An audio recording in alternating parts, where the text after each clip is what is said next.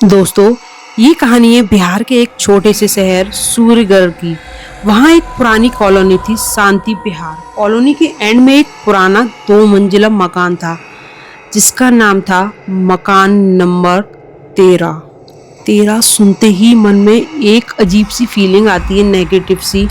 लोग कहते थे वहाँ कोई नहीं रहता, पर हर अमावस की रात 12 बजे उस घर की छत पर एक औरत दिखाई देती थी। सफ़ेद साड़ी, खुले बाल और पैर उल्टे।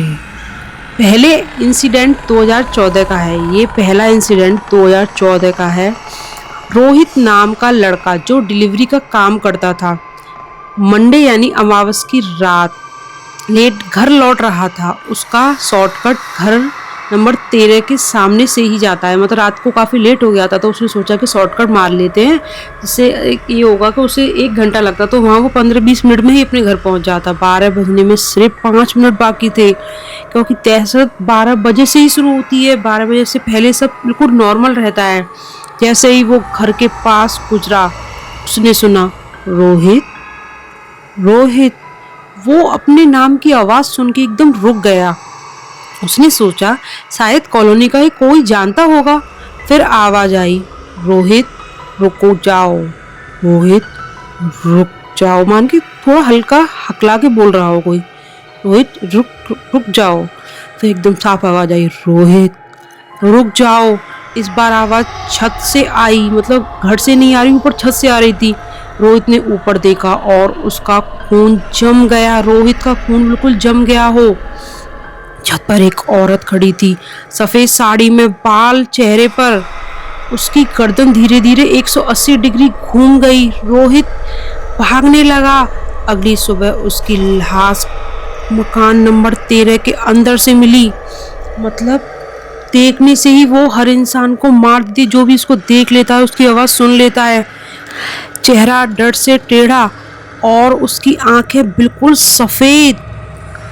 और पोस्टमार्टम रिपोर्ट में क्या आया, heart failure due to extreme fear. मतलब डर की वजह से उसका हार्ट फेल हो गया था। पर सवाल था वो अंदर गया कैसे? कैसे गया वो उस बंद मकान में, जबकि उसमें तो ताला लगा रहता है हमेशा। तुम्हारी तरह एक यूट्यूबर थी अदिति, उसका चैनल हॉरर इन्वेस्टिगेशन पर था। वो मतलब कहानियों, जो हॉरर स्टोरीज होती थी ना, कोई भी उसे बता दे या कोई मेल कर दे तो उस जगह जाने की कोशिश करती थी और वहाँ की रियल बात लेके आती थी। उसने रोहित और बाकी डेथ्स के, जो लोग पहले मर चुके थे, उनके बारे में सुना था। हर मौत मतलब अमावस के दिन ही हुई थी।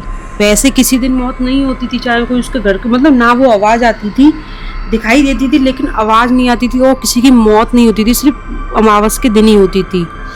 ये भी एक राज है। और सब लोगों ने मरने से पहले एक ही चीज़ देखी थी, सफ़ेद साड़ी वाली औरत। अदिति ने डिसाइड किया नेक्स्ट अमावस जो आएगी, अगली अमावस, वो मकान नंबर 13 में रात गुजारेगी। अदिति वहाँ पहुँचती है। कॉलोनी के लोग ने मना किया कि ऐसा मत करो। एक बूढ़ी औरत ने उसे रोकते हुए कहा, बेटा वो पिछाई है। पिछाई मतलब वो परछाई है, वो नाम से बुलाती है। अगर जवाब दिया तो तुम्हारी सांस चली जाएगी। वो इंसान उसकी आवाज़ सुन लेता है और पीछे मुड़ के देख लेता है, वो उसकी सांसें छीन लेती है, वो जान ले लेती है। अदिति हंसी, ये 2025 है आंटी, ये 2025, भूत नहीं होते। पर आंटी ने एक बात और कही, वो इंसान नहीं, वो बदला है। वो इंसान नहीं, वो बदला है। अदिति ने रिसर्च की थी, पता चला 1998 में मकान नंबर 13 में एक औरत रहती थी, कामिनी। कामिनी नाम सुन के ही एक अच्छी सी फीलिंग आती है। लोग कहते थे वो तांत्रिक विद्या करती थी। देखिए नाम कितना अच्छा है। अदिति कहते हैं कामिनी, नाम कितना अच्छा है। मुझे अदिति आ रहा था, नाम कैसा है, कामिनी, कितना अच्छा। लेकिन वो तांत्रिक थी, तांत्रिक विद्या करती थी। उसका पति उसे रोज मारता था। एक अमावस रात उसका पति और 3 आदमी घर आए। पड़ोसियों ने चीखने की आवाज़ें सुनी, लेकिन कोई पड़ोसी उसे बचाने नहीं गया। सुबह कामिनी की लाश छत से लटकी मिली। केस को सुसाइड डिक्लेयर कर दिया गया, पर लोग कहते हैं उसकी मौत के बाद हर अमावस किसी न किसी आदमी की डेथ होने लगी। सिर्फ आदमी की ही मौत होती है, अभी तक कोई ऐसा केस नहीं आया है जहाँ कोई औरत, बुजुर्ग महिला या किसी लड़की की मौत हुई हो। कभी कोई औरत नहीं। अमावस की रात 11:45 पर अदिति ने कैमरा ऑन किया। गाइस, मैं मकान नंबर 13 में हूँ। 15 मिनट में 12 बजने वाले हैं। हवा अचानक तेज हो गई। हवा मतलब नॉर्मल थी, गर्मी का टाइम था और हवा अचानक तेज हो गई। घर के अंदर से मिट्टी और सड़ी हुई चीज की स्मेल आ रही थी, मतलब अजीब अजीब सी स्मेल आने लगी। 11:59 यानी 11:59 PM पर कैमरा की स्क्रीन अचानक ब्लैंक हुई और 12 बज गए। 12 बजे 12 सुन के ही रात को रूह कांप जाती है कि आप कहीं बाहर हो, वो भी 12 बजे एक भूतिया घर में। एक चोर की धड़ धड़ आवाज आई ऊपर छत पर। ऐसी आवाज थी मानो कोई चल रहा था। अदिति के अलावा भी उस घर में कोई था, इंसान था या फिर कोई और। अदिति ने सीढ़ियां चढ़ना स्टार्ट किया। हर कदम के साथ आवाज तेज होती गई। जैसे जैसे अदिति सीढ़ियों पर चढ़ रही थी, आवाज और नजदीक से आने लगी, आवाज और नजदीक से आने लगी। हर कदम के साथ आवाज तेज होती गई। फिर अदिति, उसका नाम बुलाया गया, बिल्कुल उसके सामने कान के पास। वो जम गई।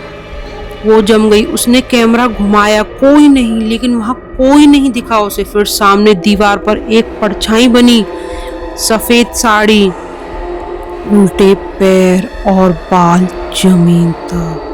अदिति ने हिम्मत करके बोला, कौन हो तुम? क्योंकि अदिति क्या, कोई भी इंसान उसकी जगह होता तो उसको तो मतलब जान जाने वाली पूरी कंडीशन हो जाती है कि अचानक बंद घर है और इस चीज़ के बारे में हम पहले सुन चुके हैं। वो चीज़ सामने अचानक आ जाए तो हर किसी की सांस तो अटक ही जाएगी। अदिति ने हिम्मत करके बोला, कौन हो तुम? अचानक सब चुप हो गए। फिर धीरे से एक औरत की रोती हुई आवाज, मुझे इंसाफ चाहिए। अदिति ने कैमरा नीचे रखा, तुम्हें क्या चाहिए? औरत सामने से आई, चेहरा जला हुआ, गले पर रस्सी के निशान। उन्होंने मुझे मारा, मुझे बदनाम किया, मुझे लटका दिया। अदिति कहती है, कौन? वो कहती है, 4 आदमी। कामिनी कहती है, 4 आदमी। अदिति का दिमाग एकदम घूम गया। 1998 में जो 4 आदमी उस रात घर आए थे, वो सब जिंदा थे 2014 तक, और 2014 से 18 के बीच सब मर चुके थे। और कहते हैं अमावस की रात हार्ट फेलियर, ये बदला था। अदिति ने पूछा, फिर रोहित क्यों मारा? मतलब उन सारे लोगों को कामिनी मार चुकी थी और उन सब की मौतें, जो 4 लोगों ने उसको मारा था कामिनी को, उन सब की मौतें हार्ट फेलियर से हुई थी। अदिति ने पूछा, फिर रोहित क्यों मारा? औरत का चेहरा और डरावना हो गया। वो भी उसमें से एक बेटा था, वो उसमें से, मतलब उनमें से किसी एक का बेटा था वो। अदिति ने फोन में रिकॉर्ड्स चेक किए। रोहित उन 4 आदमियों में से एक का बेटा था। उसका खून सच में उन्हीं से जुड़ा था, वो उन्हीं के परिवार से था। जो कातिल थे उन 4 लोगों में से किसी एक का बेटा था। अदिति ने सोचा, तो अब सब खत्म, सब मर चुके। औरत चुप रही, वो कुछ भी नहीं बोली। फिर धीरे से मुस्कुराई, नहीं, एक बाकी है। अदिति का दिल जोर जोर से धड़कने लगा। बहुत जोर से उसकी धड़कनें उसको सुनाई दे रही थी, मानो कि उसकी जगह उसकी आवाज़ किसी और की हो, लेकिन वो उसके दिल की आवाज़ थी। अदिति कहती है, कौन? औरत ने धीरे से हाथ उठाया और कैमरे की तरफ पॉइंट किया। स्क्रीन पर एक रिफ्लेक्शन देखा। अदिति के पीछे कोई खड़ा था, एक आदमी, उसका कैमरामैन राघव घबरा गया। मैं तो सिर्फ शूट कर रहा हूँ, मेरी कोई गलती नहीं है, मैंने कुछ नहीं किया। औरत चीखी, तू उसका पोता है। राघव के दादा भी उन 4 आदमियों में से एक थे। मतलब अदिति के साथ जो कैमरामैन था राघव, वो भी उन चारों कातिलों में से किसी एक का पोता था। राघव ने सच कभी किसी को नहीं बताया। उसने मकान नंबर 13 वाली स्टोरी सिर्फ व्यूज के लिए सजेस्ट की थी अदिति को।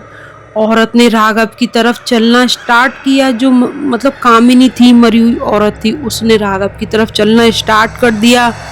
हर कदम पर उसके पैर उल्टे होते गए।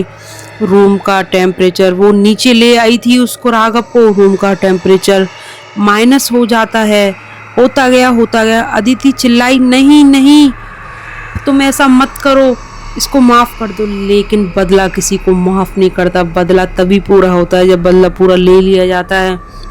पर देर हो चुकी थी। राघव की चीख पूरे घर में गूंज गई। कैमरा गिर गया, स्क्रीन ब्लैक हो गई। अगली सुबह पुलिस को मकान नंबर 13 में सिर्फ अदिति मिली। शौक में राघव की लाश छत पर मिली। पोस्टमार्टम मतलब वो उसने, जो कामिनी थी, उसने उस बॉडी को ले जाकर छत पर रख दिया था। Postmortem report, heart failure due to extreme psychological trauma, मतलब डर की वजह से उसका हार्ट फेल हो चुका था। मतलब सबकी मौतें एक ही तरीके से, due to heart failure, due to shock heart failure, मतलब डर की वजह से मौत। उस दिन के बाद मकान नंबर 13 में कोई इंसिडेंट नहीं हुआ और अमावस छत पर अब कोई नहीं दिखता। कॉलोनी के लोग कहते हैं कामिनी को इंसाफ मिल गया, पर कहानी यहीं खत्म नहीं होती।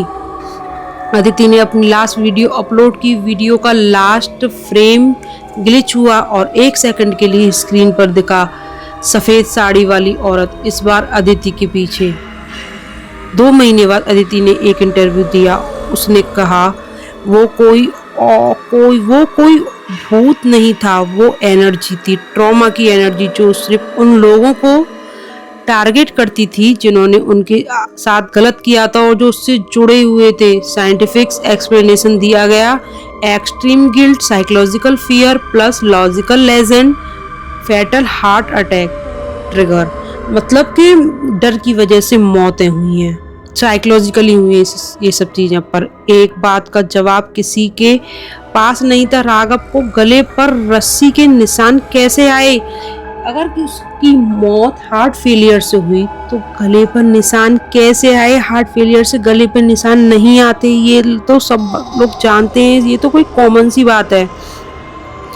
और वीडियो में रिफ्लेक्शन कैसे कैप्चर हुआ? मकान नंबर 17 आज भी खाली है। और अगर आप कभी सूर्यगढ़ जाओ तो अमावस रात वहाँ से मत गुजरना, क्योंकि इंसाफ मिलने के बाद भी कुछ आत्माएं जागी हुई रहती हैं और उस जगह को कभी नहीं छोड़ती। वो बस देखती रहती हैं और इंतज़ार करती रहती हैं लोगों का कि शायद कोई फिर आ जाए। तो आपको ये वीडियो कैसी लगी और इस कहानी से आपको क्या सीख मिली? अगर कोई मना कर रहा है तो थोड़ा ध्यान रखिए, ज़्यादा जाने का एक्साइटमेंट मत दिखाइए ऐसी जगह पर, क्योंकि कहते ना कि ज़िंदगी है तो आप सब अच्छी बुरी चीज़ें देख लेंगे। ज़िंदगी आपके माँ बाप ने दी है, आपको ईश्वर ने दी है, तो उसको बहुत ध्यान से जिया जाए और एक खुशी के साथ जिया जाए, सबके साथ अच्छा करके। किसी का बुरा क्यों ही करें हम कि जिसकी सज़ा हमको बाद में मिली। तो आपको ये वीडियो पसंद आई है तो वीडियो को लाइक कीजिए, चैनल को सब्सक्राइब कीजिए। मुझे पता है जब आप वीडियो देख रहे हैं, आपने पूरी वीडियो देखी है, वीडियो को आप लाइक ज़रूर करेंगे, चैनल को सब्सक्राइब जरूर करेंगे और एक बार लिख दिए कमेंट में राधे राधे।